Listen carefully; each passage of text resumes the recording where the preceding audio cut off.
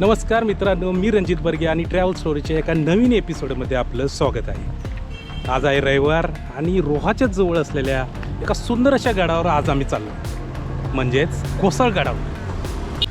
आपण बघू शकता या आजूबाजूच्या शेतीमध्ये भात लावणी चालू आहे.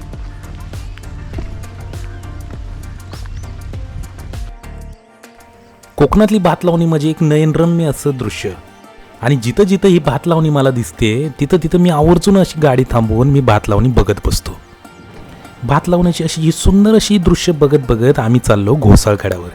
सागरी व्यापारी मार्गांचं रक्षण करण्यासाठी बरेच असे टेहळणी गड रोहा तालुक्यामध्ये आपल्याला दिसतात. हे गड जास्त मोठे जरी नसतील तर निसर्गरम्य अशा जंगलामध्ये आपल्याला दिसून येतात. यामध्ये अवचितगड, सुरगड, तळगड असे बरेच गड आपल्याला दिसतात. फायनली घोसाळी या गावात आलो. घोसाळी या गावातूनच आपल्याला गडावर जाण्यासाठी मार्ग आहे.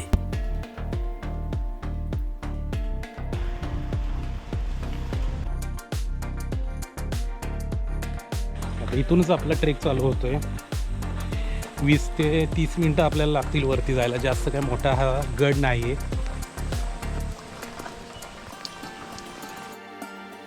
रोहा मुरुड रोडवरील हा परिसर मला खूप आवडतो.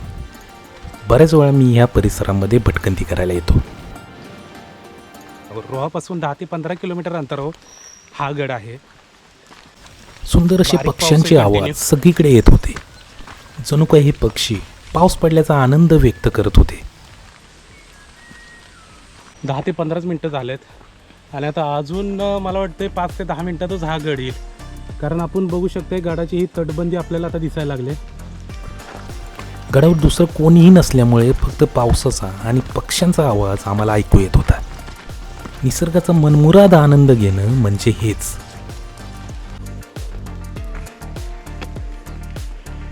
बघू शकताय कशी भात लावणी, सुंदर अशी ही भात लावणी सगळीकडे चालू आहे.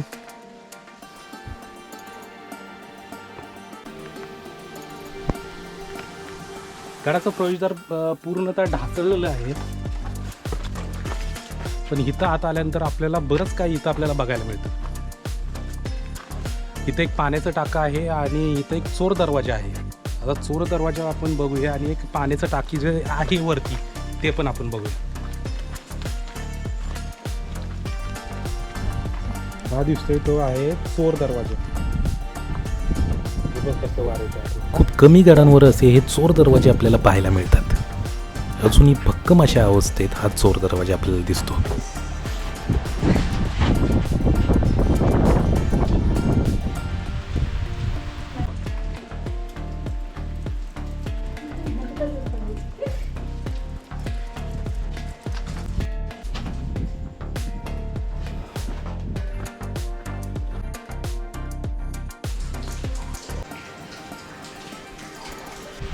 आपण आता गडाच्या मुख्य प्रवेशद्वाराच्या जवळच आहोत आणि इथून आपल्याला जायचं आहे असंच उत्तरेच्या बाजूला. उत्तरेच्या बाजूला थोडासा आपल्याला एक बुरुज आहे आणि परत रिटर्न येऊन परत आपल्याला दक्षिणेच्या बाजूला जायचं आहे. असा हा गड उभा गड आहे.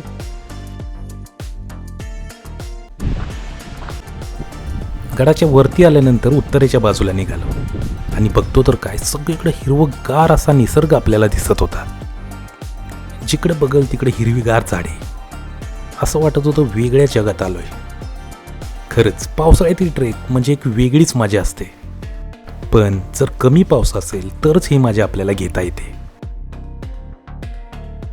जुलैचं हे इतकं सुंदर असं वातावरण आहे, खूप भारी वाटतंय. इथून आपल्याला सगळा निसर्ग, सगळा हा बाग आपल्याला दिसतो. ते दिसतंय ती मांदाडची खाडी आहे आणि तिथूनच आपल्याला सगळी खाडी चालू होती. तिथूनच हा रोड जातो जंजिऱ्याला आणि जंजिऱ्याच्या साईडला आपल्याला आहे मुरुड. पुढे आल्यानंतर थोडीशी विश्रांती घेतली. थंडगार हवा घेत हिरवागार निसर्ग बघत बसण्याची मजा काही वेगळीच होती. पाऊस कमी असल्यामुळे ही मजा आम्हाला घेता आली. उत्तरेचा बुरुज बघितला आणि बुरुजाहून घोसाळी गाव आणि घोसाळी गावातील लोकांची शेती खूप सुंदर अशी दिसत होती. उत्तरच्या बाजूचा बुरुज आपला बघून झालेला आहे आणि आता आपल्याला असंच या गडाच्या वरती जाऊन आपल्याला असाच वरून आपल्याला रस्ता आहे वरती जायला आणि गडाच्या वरती पण थोडंसं आपल्याला बघायला आहे.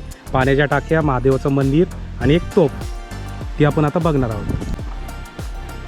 छोटासा असा हा गड आहे पण खूप सुंदर असा आहे. निसर्गरम्य अशा या वातावरणात हा गड आहे. फॅमिली ट्रेकसाठी तर अतिशय उत्तम. आता हे आपल्याला अशा या पायऱ्या लागतील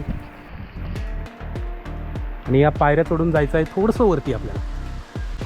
बराच वेळ जरा पाऊस उघडलेला होता त्यामुळे एक मस्तपैकी फोटो आणि व्हिडिओग्राफी आमची झाली आता.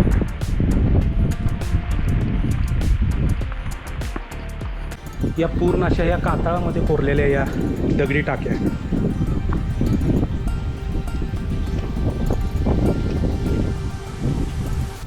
तिथं एक आहे पण तिथून जरा जाण्यासाठी स्लिपरी आहे त्यामुळे आपण त्या टाकीकडे काही जात नाही.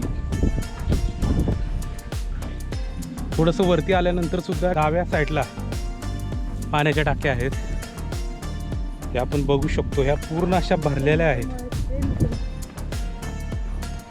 पूर्ण अशा या भरलेल्या आहेत पाण्याच्या टाक्या.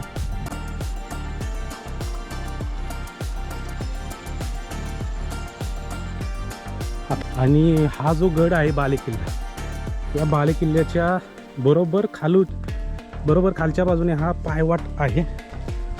थोडासा जंगली भाग आहे.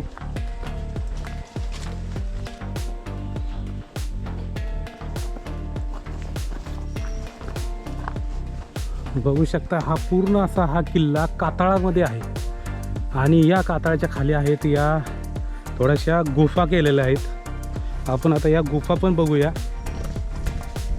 बऱ्याच अशा आपल्याला या गुफा इथं दिसतील आणि या गुफाच्या शेजारी एक आहे महादेवाचं मंदिर. छोटीशी एक महादेवाची पिंड आहे, ती पण आपण बघणार आहोत. आणि इथं तुम्ही बघू शकता, इथं पावसाळ्याच्या दिवसात किंवा निवाऱ्यासाठी एक उत्तम इथं जागा आपल्याला दिसू शकते.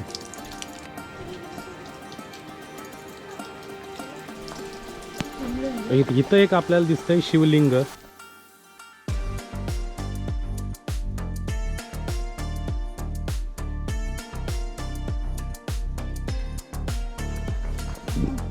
शिवमंदिराच्या बाजूनेच आपल्याला हा अशी पायवाट आपल्याला दिसते आणि इथूनच आपल्याला 2 मिनिटं आपल्याला चालत जायचं आहे मागच्या बाजूला.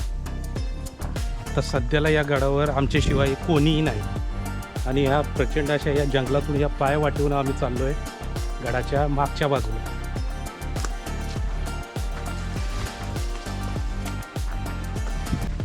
गवत बघ किती वाढलं आहे. फायनली आम्ही आलेलो आहोत या गडाच्या दक्षिणेच्या बाजूला आणि इथं आपल्याला दक्षिणेच्या बाजूला एक तोफ दिसते. गडावर ही एकमेव तोफ.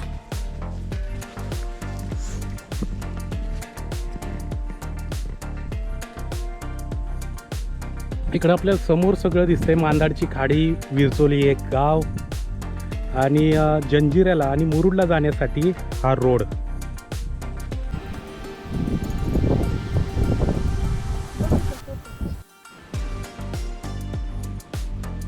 हा सुंदर असा हा टेहळणी गड आहे. हे गड फक्त शत्रूंवर लक्ष ठेवण्यासाठी, सागरी मार्ग जे होते त्यांच्यावर लक्ष ठेवण्यासाठी हे गड उपयोगात आणले जायचे. अशा प्रकारे आमचा हा गड बघून झालेला आहे. आता पाऊस चालू झालेला आहे त्यामुळे आता आम्ही कॅमेरा ठेवत आहे. हा व्हिडिओ तुम्हाला कसा वाटला ते जरूर कळवा. व्हिडिओ आवडल्यास लाईक करा आणि आपल्या चॅनलला सबस्क्राईब करायला विसरू नका.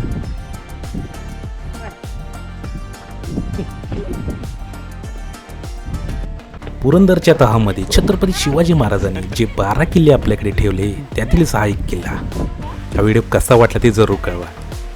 आणि असेच भटकंतीचे नवीन व्हिडिओ बघायचे असतील तर आपल्या चॅनलला सबस्क्राईब नक्की करा आणि बेल आयकॉनचं बटनसुद्धा दाबा. धन्यवाद.